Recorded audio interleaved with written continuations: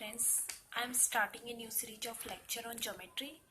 ये लेक्चर उन लोगों के लिए है जिन्हें मैथ्स में बहुत दिक्कत आती है, खासकर ज्योमेट्री में। इस लेक्चर में मैं बेसिक कॉन्सेप्ट के साथ स्टार्ट करूँगी। मैं ये चाहती हूँ कि आप लोग इस चैनल को सब्सक्राइब करें और लाइक करें ताकि मुझे एनकरेजमेंट मिले कि मैं फ्यूचर में और वीडियो लेक्चर बना सकूँ। Let's start. देखो, एंगल क्या होता है? जब दो लाइंस एक पॉइंट पर इंटरसेक्ट करती है तो इनके बीच में जो स्पेस होता है उसी को हम क्या कहते हैं? एंगल। जैसे ये थीटा एंगल है, ठीक है। ज्योमेट्री में बेसिकली दो टाइप के एंगल होते हैं। पहला जो एंगल होता है वो होता है आपका बेस्ड ऑन डिग्री, और दूसरा जो एंगल होता है वो होता है बेस्ड ऑन लाइंस। सबसे पहले हम देखेंगे बेस्ड ऑन डिग्री के अंदर कौन कौन से एंगल होते हैं। तो बेस्ड ऑन डिग्री के अंदर जो सबसे पहले जो एंगल होता है वो होता है एक्यूट एंगल। एक्यूट एंगल, इसे हिंदी में न्यून कोण भी कहते हैं, ठीक है। देखो, जो भी एंगल आपका 0 डिग्री से ग्रेटर और 90 डिग्री से छोटा होगा उसे हम क्या कहेंगे? एक्यूट एंगल, ठीक है। एक्यूट एंगल आपका क्या होगा? 0 डिग्री से ग्रेटर और 90 डिग्री से छोटा। जैसे 1 डिग्री एंगल या फिर 60 डिग्री एंगल या 89 डिग्री एंगल या 70 डिग्री एंगल, कुछ भी जो भी आपका 0 डिग्री से ग्रेटर है और 90 डिग्री से छोटा है उसे क्या कहेंगे? एक्यूट एंगल या न्यून कोण। सेकंड जो आपका एंगल होता है वो होता है राइट एंगल। राइट एंगल को हम समकोण भी कहते हैं, ठीक है। देखो, जो भी एंगल आपका 90 डिग्री का होगा, सपोज ये 90 डिग्री एंगल है, यानी हमारा थीटा क्या है? 90 डिग्री। जब हमारा थीटा 90 डिग्री होगा तो इसी को हम क्या कहेंगे? राइट एंगल या फिर समकोण, ठीक है। तीसरा जो हमारा बेस्ड ऑन डिग्री के अंदर एंगल है वो है हमारा ऑब्ट्यूज एंगल। ऑब्ट्यूज एंगल को हम अधिक कोण भी कहते हैं, ठीक है। देखो, ऑब्ट्यूज एंगल हमारा 90 डिग्री से ग्रेटर और 180 डिग्री से छोटा। 90 डिग्री से बड़ा होगा और 180 डिग्री से छोटा होगा। जैसे इसके एग्जांपल देख लेते हैं। जैसे 120 डिग्री एंगल, 120 डिग्री हमारा क्या है? Obtuse angle. या फिर 95 डिग्री या फिर 179 डिग्री, ये सब हमारे क्या है? ऑब्ट्यूज एंगल, बिकॉज ये हमारे 90 डिग्री से ग्रेटर है और 180 डिग्री से छोटे हैं।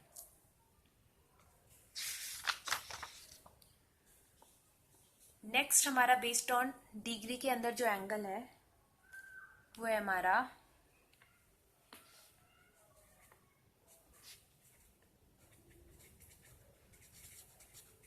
Straight line angle.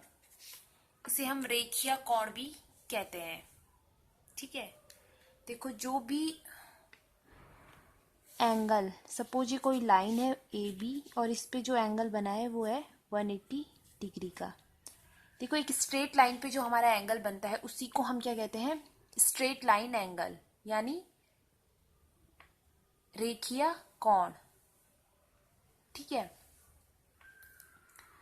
सपोज कोई स्ट्रेट लाइन है, उस पर हमने कोई परपेंडिकुलर डाला। ए बी स्ट्रेट लाइन है, इस पर हमने ओपी परपेंडिकुलर डाला, तो ये एंगल आपका क्या होगा? 90 डिग्री, और ये भी क्या होगा आपका? 90 डिग्री। यानी टोटल आपका कितना हो जाएगा? 180 degree.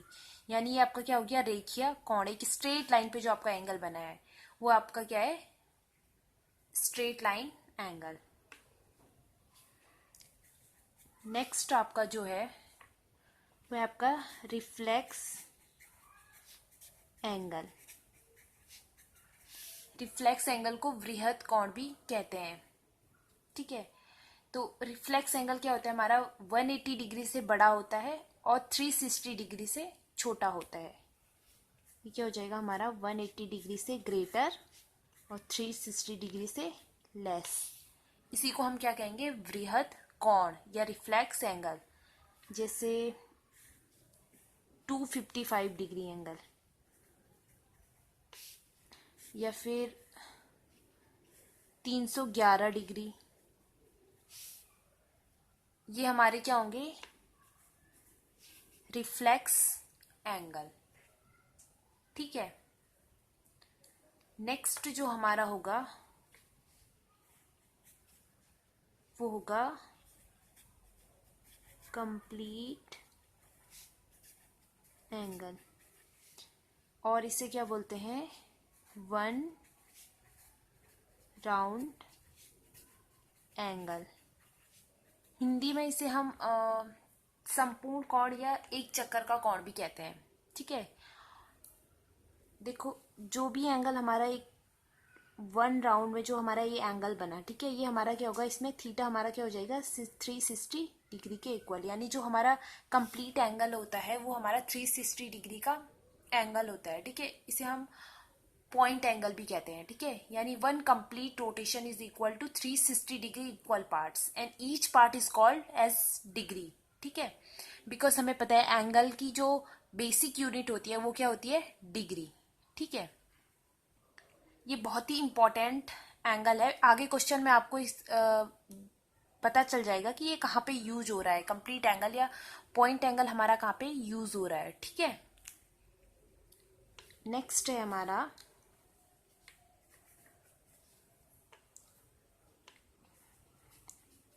Complementary angle. Complementary angle को हम पूरक कोण भी कहते हैं हिंदी में, ठीक है। देखो जब दो एंगल का सम हमारा, सपोज थीटा 1 एंड थीटा 2 हमारे दो एंगल है और इनका सम हमारा कितना है, 90 डिग्री।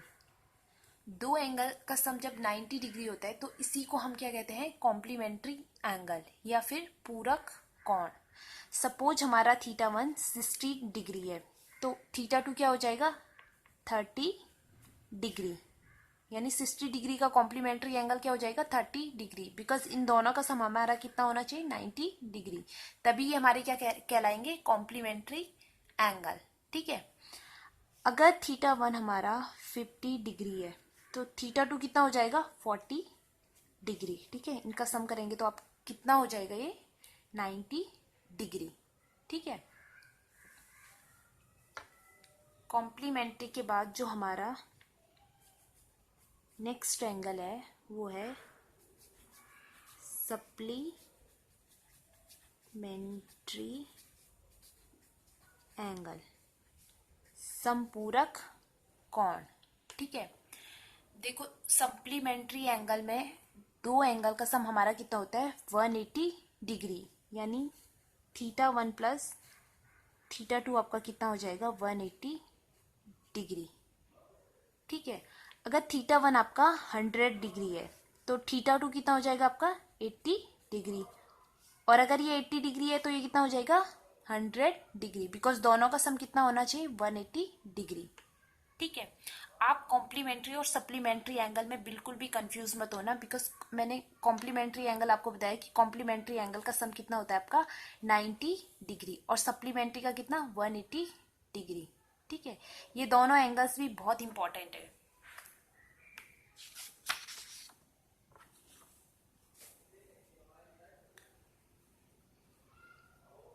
ये तो थे बेस्ड ऑन डिग्री में। अब देखते हैं बेस्ड ऑन लाइंस के अंदर कौन कौन से एंगल होते हैं। बेस्ड ऑन लाइंस, सबसे पहले बेस्ड ऑन लाइंस के अंदर जो एंगल होता है वो है वर्टिकली अपोजिट एंगल, शीर्षा विमुख कोण। ठीक है, देखो जब दो लाइंस एक दूसरे को क्रॉस करती है, सपोज ये कोई दो लाइन से एक दूसरे को क्रॉस कर रही है, ठीक है, जब दो लाइंस एक दूसरे को क्रॉस करती है तो जो एंगल एक दूसरे के अपोजिट होते हैं वो हमेशा क्या होंगे, इक्वल होंगे। अगर ये θ1 है, ठीक है, हमने इनको नाम दे दिया, ये θ1, ये θ2, ये θ3 और ये θ4। θ1 के अपोजिट क्या है, θ2, और θ3 के अपोजिट क्या है, θ4। ठीक है, तो θ1 इक्वल्स टू क्या हो जाएगा, θ3 एंड θ2। θ3 इक्वल्स टू क्या हो जाएगा, θ4। ये हमारे क्या हो गए, वर्टिकली अपोजिट एंगल या फिर शीर्षा विमुख कोण।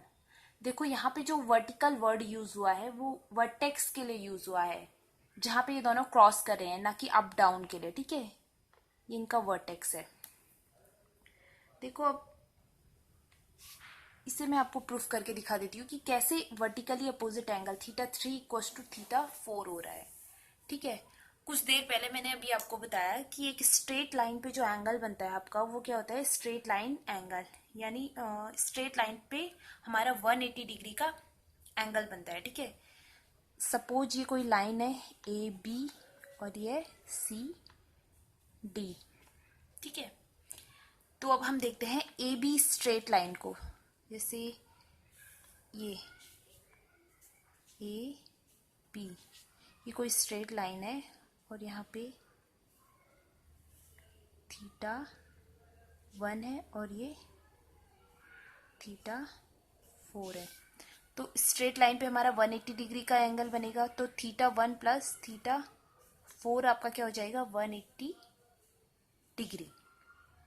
ठीक है, अब आप θ4 को क्या लिख सकते हैं, 180 डिग्री माइनस θ1। इसे हमने क्या मान दिया, इक्वेशन 1। इसी तरीके से जो DC है, DC भी क्या है, एक स्ट्रेट लाइन है, और इसपे जो θ1 और θ3 एंगल बना है, इनका सम भी क्या होगा, 180 डिग्री। यानी θ1 प्लस θ3 आपका क्या हो जाएगा, 180 डिग्री। ठीक है, और θ3 को आप क्या लिख सकते हो, 180 डिग्री माइनस θ1। ये आपकी क्या हो जाएगी, इक्वेशन 2। देखो अगर आप इसे गौर से देखो तो आपको पता चलेगा कि आपका θ4 की भी वैल्यू वही है जो θ3 की है। यानी आपका θ4 और θ3 आपके क्या हो गए, इक्वल हो गए। यानी θ3 इक्वल टू आपका क्या हो गया, θ4। यही चीज मैं आपको बता रही थी कि मैं आपको प्रूफ करके दिखाऊंगी। ठीक है, इसी तरीके से आप θ1 इक्वल टू θ2 को भी प्रूफ कर सकते हो। तब आपको पता चल जाएगा कि वर्टिकली अपोजिट एंगल कैसे इक्वल होते हैं। ठीक है, नेक्स्ट जो है हमारा बेस्ड ऑन लाइन के अंदर एंगल, वो है हमारा एडजेसेंट एंगल। ठीक है, देखो एडजेसेंट एंगल, दो एंगल तभी एडजेसेंट होंगे जब उनकी एक कॉमन साइड और एक कॉमन वर्टेक्स हो। ठीक है, ए बी ओ पी, ये एंगल हमारा है θ1 और ये θ2। मैंने आपको क्या बताया, एडजेसेंट के लिए आपका क्या होना चाहिए, कॉमन वर्टेक्स, और ये क्या होना चाहिए, कॉमन साइड। तो θ1 एंड θ2 हमारे क्या है, एडजेसेंट एंगल है, बिकॉज इसमें क्या है, एक कॉमन वर्टेक्स है जो कि हमारा क्या है, ओ हमारा कॉमन वर्टेक्स है, और OP हमारा क्या है, कॉमन साइड। अब देखते हैं जब दो लाइंस को कोई तीसरी लाइन यानी कोई ट्रांसवर्स लाइन कट करती है तो हमारी कौन कौन से एंगल्स बनते हैं। ठीक है,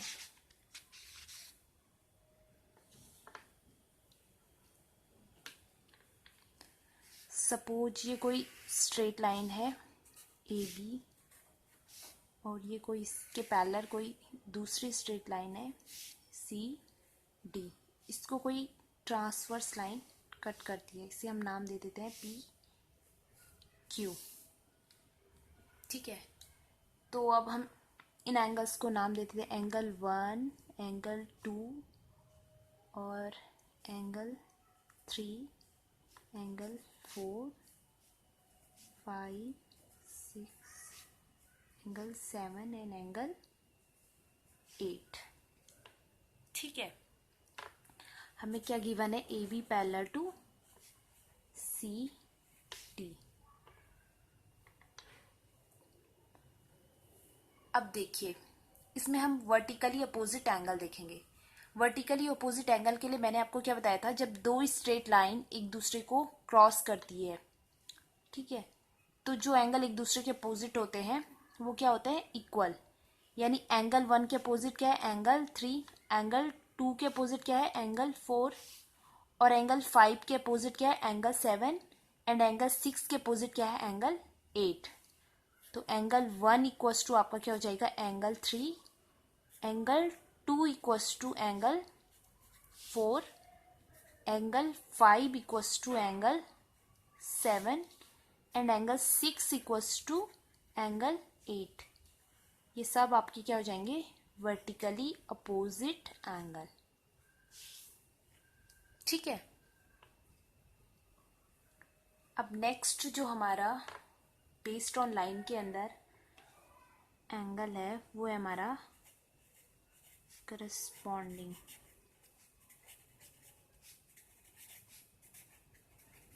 एंगल। इसे हम संगत कोण भी कहते हैं। ठीक है, देखो जब भी करस्पॉन्डिंग एंगल आए, आप एक छोटा सा वर्ड याद रखें कि सेम प्लेस, यानी एक जैसे स्थान पे, या फिर आप मैचिंग कॉर्नर, इसे मैं लिख देती हूँ, सेम प्लेस या फिर मैचिंग कॉर्नर्स। ठीक है, जैसे एंगल 1 जैसे कॉर्नर पे है, वैसे ही कॉर्नर पे एंगल 5 भी है। एंगल 1 अपवर्ड को और एंगल 5 भी अपवर्ड को। ठीक है, तो एंगल 1 इक्वल्स टू एंगल 5, ये हमारा क्या हो जाएगा, करस्पॉन्डिंग एंगल। ठीक है, इसी तरीके से एंगल 4 डाउनवर्ड को है और एंगल 8 भी क्या है, डाउनवर्ड। तो एंगल 4 इक्वल्स टू हमारा क्या हो जाएगा, एंगल 8। देखो इस सेम कॉर्नर पे, जैसे कॉर्नर पे एंगल 4 है वैसे ही कॉर्नर पे क्या है, एंगल 8। और एंगल 2 जिस कॉर्नर पे है वैसे ही कॉर्नर पे एंगल 6 भी है।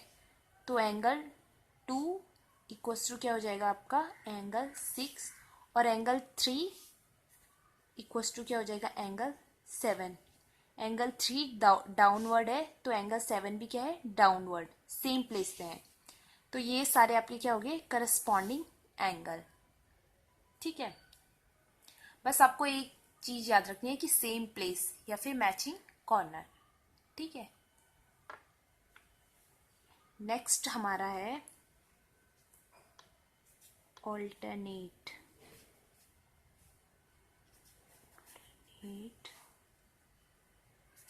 एंगल। देखो alternate angle interior and exterior दो टाइप के होते हैं। ठीक है, इसको भी समझाने के लिए मैं आपको थोड़ा सा हिंट देती हूँ। सपोज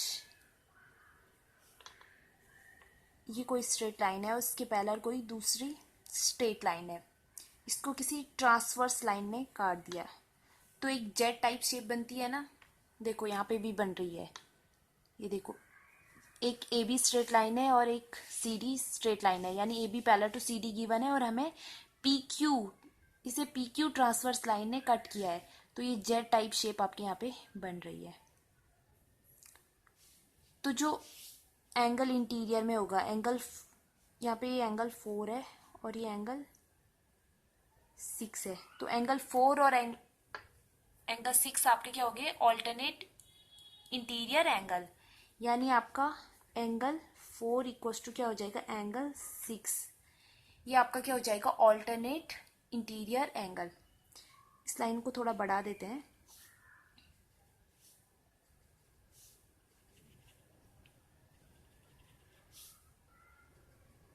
सेम यही फिगर मैं यहीं पर ड्रॉ कर रही हूँ, ठीक है। और जो ये एंगल यहाँ पे है, यहाँ पे एंगल 3 है और ये एंगल 5 है। एंगल 3 इक्वल्स टू एंगल 5 हो जाएगा।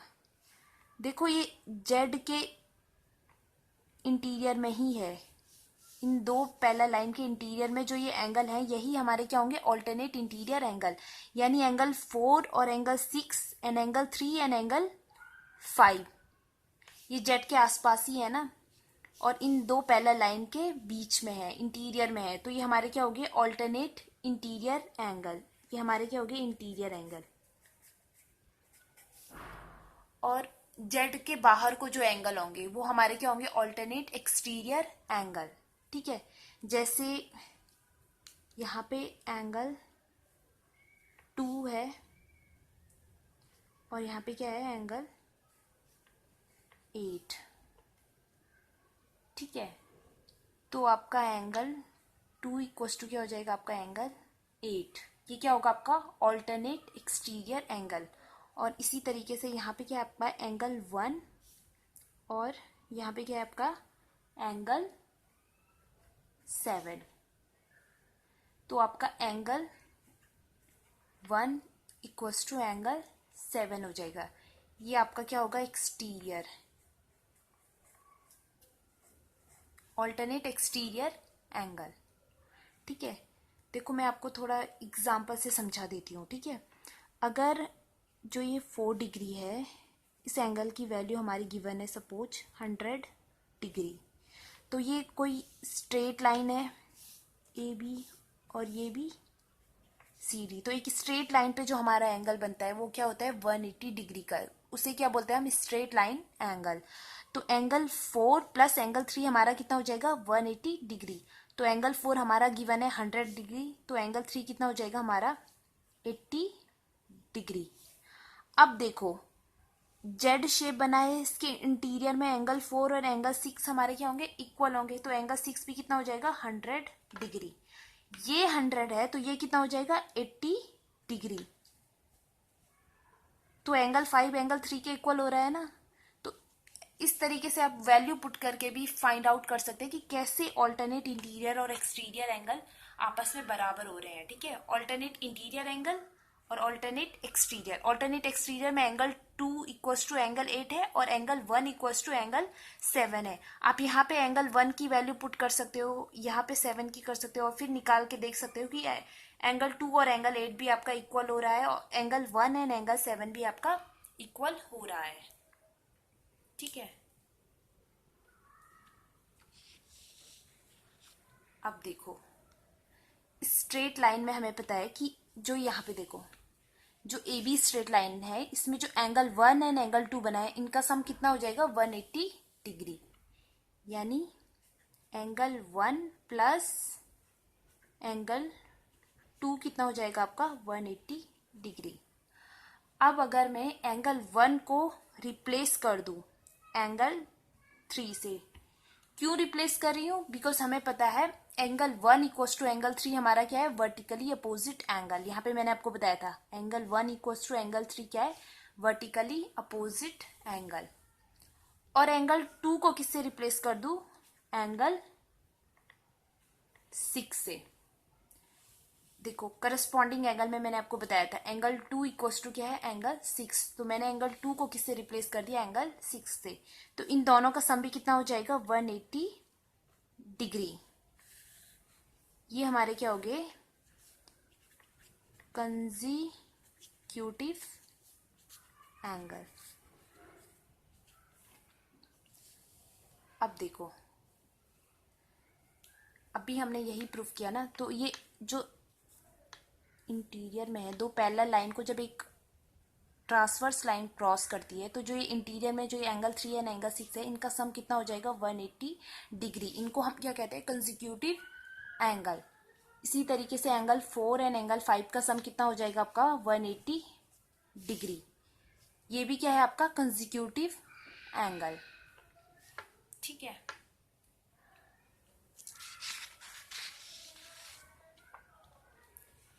तो मैंने आपके बेस्ड ऑन डिग्री और बेस्ड ऑन लाइन के अंदर दोनों एंगल आपके कवर कर दिए। उनके अंदर जो जो भी एंगल आते हैं वो सब हमने कवर कर लिए हैं। अब इससे रिलेटेड कुछ क्वेश्चन देख लेते हैं। देखो ये एसएससी प्रीवियस ईयर के क्वेश्चन है। प्रीवियस ईयर में मैं जो भी मेरा वीडियो बनेगा उसमें जो भी मैं क्वेश्चन कराऊंगी वो एसएससी प्रीवियस ईयर के क्वेश्चन ही कराऊंगी, ताकि आपको आइडिया आ जाएगा कि एग्जाम में कैसे क्वेश्चन आते हैं। ठीक है। सबसे पहले देखते हैं क्वेश्चन नंबर 1।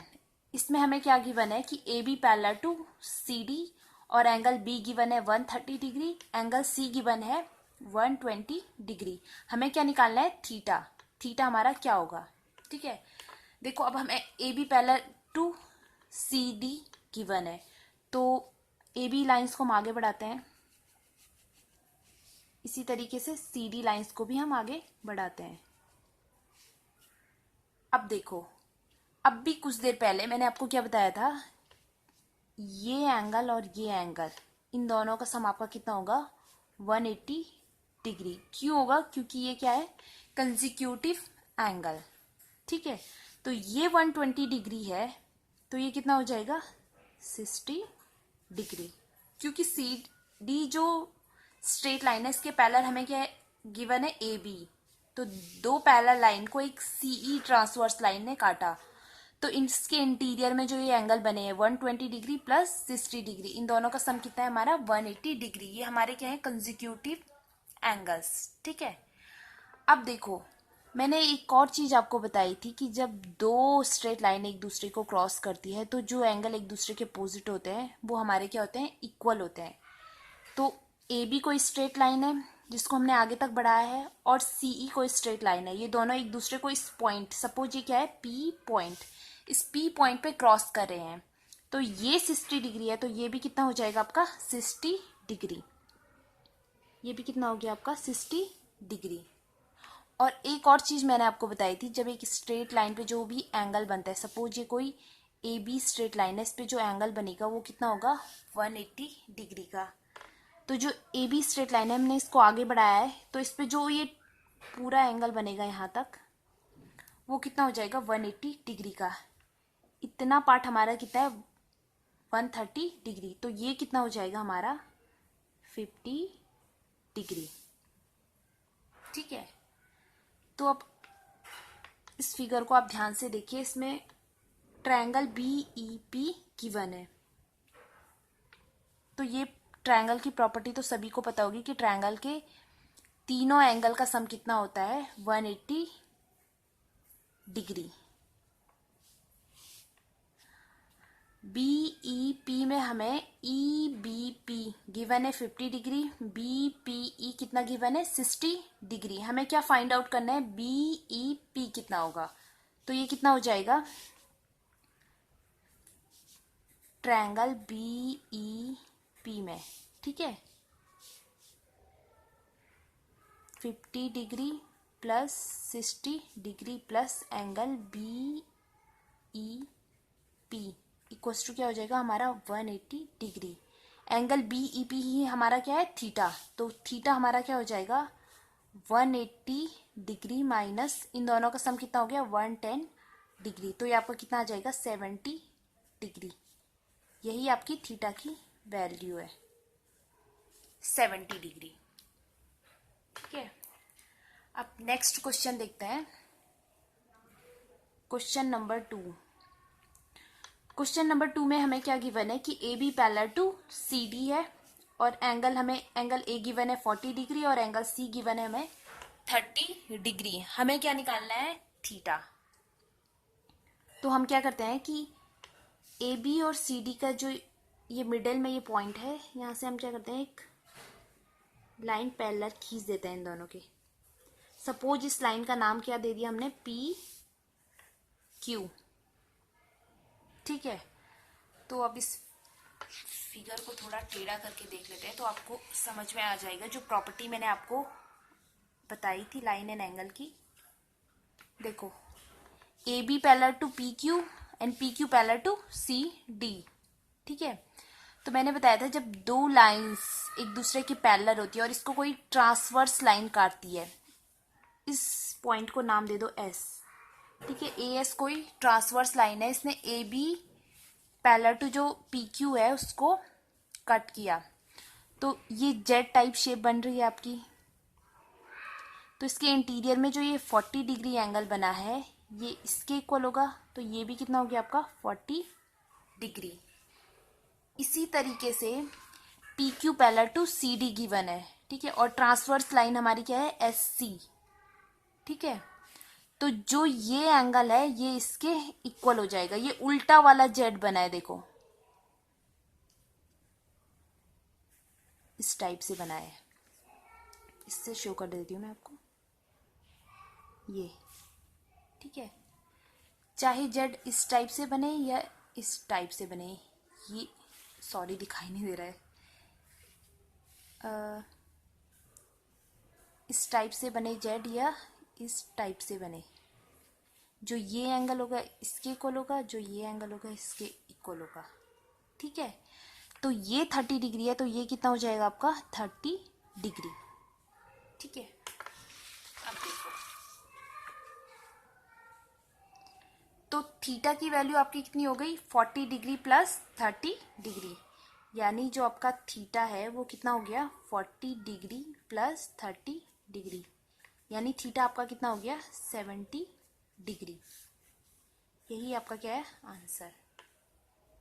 ठीक है, तो ये छोटी छोटी जो प्रॉपर्टी है कि ऑल्टरनेट जो इंटीरियर एंगल होता है, जो जेड शेप बनती है उसमें जो जेड के शेप के इंटीरियर में जो एंगल होते हैं वो ऑल्टरनेट इंटीरियर एंगल होते हैं, और जो एक्सटीरियर में बने होते हैं वो ऑल्टरनेट एक्सटीरियर एंगल होते हैं। ठीक है, नेक्स्ट हमारा क्वेश्चन है, देखो इस फिगर में हमें दो ट्रायंगल गिवन है। देखो अगर ध्यान से देखो, अगर मैं इस फिगर को ओपन करूं, एक ट्रायंगल है हमारा ए बी सी और दूसरा ट्रायंगल हमारा क्या है डी ई एफ। अब हमको पता है ट्रायंगल के तीनों एंगल का सम कितना होता है 180 डिग्री। तो जो ट्रायंगल ए बी सी है उसमें एंगल ए बी सी का सम कितना हो जाएगा 180 डिग्री, और जो एंगल डी ई एफ है उसमें angle D plus E plus F का सम कितना हो जाएगा 180 डिग्री। अगर आप इनका सम कर दो तो ये कितना हो गया 360 डिग्री। तो angle A E C D B F का सम कितना हो गया आपका 360 डिग्री। तो फ्रेंड्स इस वीडियो में इतना ही। जो नेक्स्ट वीडियो होगा वो सेंटर्स पे बनेगा, जैसे ऑर्थो सेंटर हो गए, इन सेंटर, ये सब मैं आपको नेक्स्ट वीडियो में बताऊंगी। Thank you.